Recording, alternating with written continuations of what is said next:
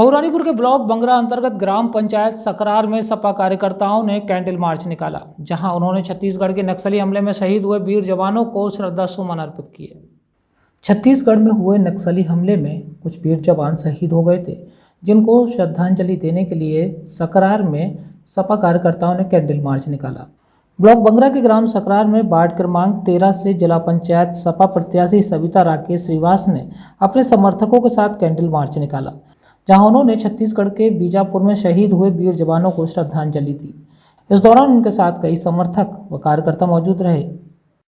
जिला झांसी मऊरानीपुर तहसील ब्लॉक बंगरा की ग्राम पंचायत सकरार में मौजूद हैं और हमारे साथ में वार्ड क्रमांक 13 से समाजवादी पार्टी के प्रत्याशी राकेश श्रीवास उर्फ पहलवान जी उपस्थित हैं। तो आइए उनसे बातचीत करते हैं। तो राकेश जी, ये बताइए कि अभी आपने जो कैंडल मार्च निकाली है उसका क्या संदेश देना चाहते हैं आप जनता को? आज जो छत्तीसगढ़ के बीजापुर में जो 22 जवान नक्सली हमले में शहीद हुए हैं और हमने कैंडल मार्च निकाल के उनको सच्ची श्रद्धांजलि और भावपूर्ण तरीके से उनको नमन किया और सच्ची श्रद्धांजलि दी। और यहाँ आके जो यहाँ सकरार में मोहनलाल कुशवाहा जी हैं, जो एक सच्चे देशभक्त हैं और इन्होंने 1962 के चीन युद्ध में अपना सब कुछ निछावर किया था। उनके यहाँ वो निवास करते हैं, स्थान है, वहाँ आके हम लोगों ने समापन किया। अच्छा, क्षेत्रीय जनता को आप क्या संदेश देना चाहते हैं?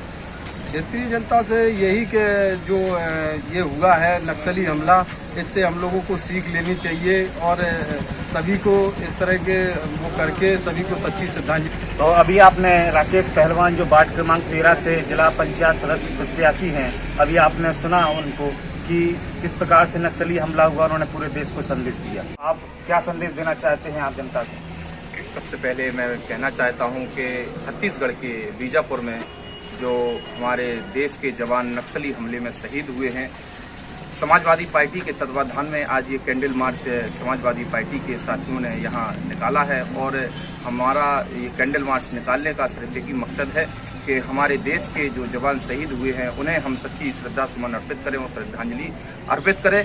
और हमें ऐसी जो है सरकार चुननी चाहिए जो सरकार हमारे देश के जवानों को सुरक्षा दे सके, हमारे देश के जवानों की माने सुरक्षा कर सके और उनको ऐसी व्यवस्था से लैस करे कि जो इस तरह से जो हमले हो रहे हैं बुलेट प्रूफ जैकेट उन्हें मुहैया कराई जाए, इस तरह के उनको असलहे दिए जाएं कि जो दूर से ही माने दुश्मन को फनाह कर दे, ख़त्म कर दे।